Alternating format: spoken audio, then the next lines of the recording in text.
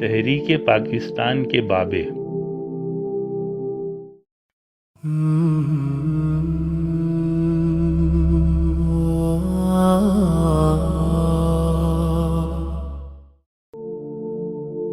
اعوذ باللہ من الشیطان الرجیم، بسم اللہ الرحمن الرحیم۔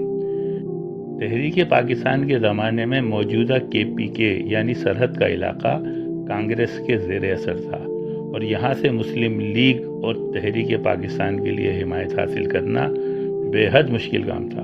جب قائد اعظم محمد علی جناح کی طرف سے علامہ شبیر احمد عثمانی رحمۃ اللہ علیہ اور مفتی محمد شفیع رحمۃ اللہ علیہ صوبہ سرحد کی طرف آنے لگے تو انہیں دھمکیاں موصول ہوئیں کہ یہاں کا رخ نہ کریں ورنہ مار دیے جائیں گے۔ ایسے میں دو عظیم بزرگ سامنے آئے، ایک پیر صاحب مانکی شریف حضرت امین الحسنات رحمۃ اللہ علیہ اور دوسرے پیر صاحب زکوری شریف حضرت عبداللطیف رحمۃ اللہ علیہ۔ ان دونوں حضرات نے اپنی ذمہ داری پر آپ دونوں حضرات کو صوبہ سرحد آنے کی دعوت دی اور بعد ازاں ان کی حفاظت بھی کی۔ پیر صاحب مانکی شریف رحمۃ اللہ علیہ سلسلہ نقش بندیہ قادریہ سے تعلق رکھتے تھے، اور پیر صاحب زکوری شریف سلسلہ نقش بندیہ مجددیہ سے تعلق رکھتے تھے۔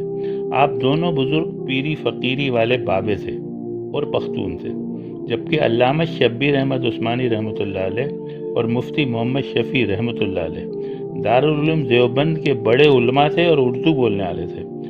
آپ دونوں بابوں نے سب کچھ بالائے طاق رکھ کر جس طرح ان علماء دیوبند کے ساتھ تعاون اور مدد کا معاملہ کیا وہ تاریخ کا حصہ ہے۔ پیر صاحب مانکی شریف رحمۃ اللہ علیہ کا علاقہ نوشہرہ تھا۔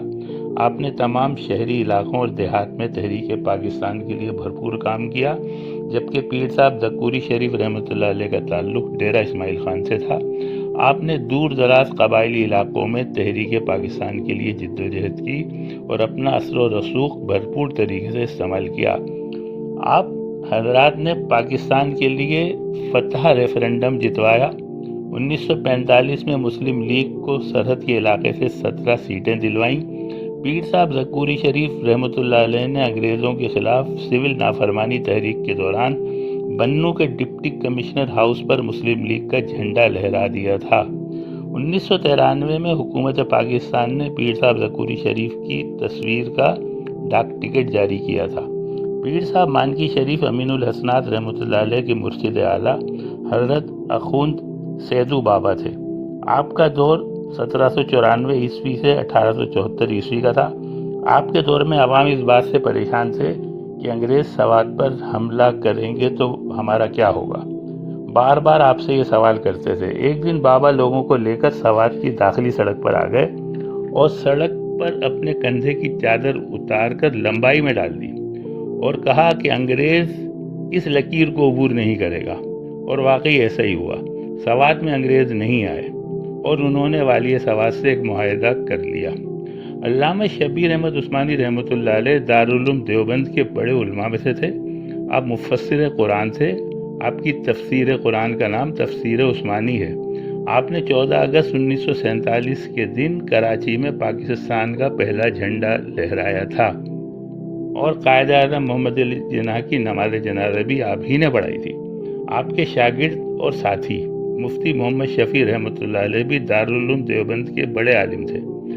آپ مفتی تقی عثمانی صاحب کے والد تھے، اور آپ دارالعلوم کورنگی کراچی کے بانی تھے۔ ان پیروں اور بابوں کی خدمات کی قدر کرنی چاہیے اور ان کے بارے میں عوام کو آگاہ کرنا چاہیے۔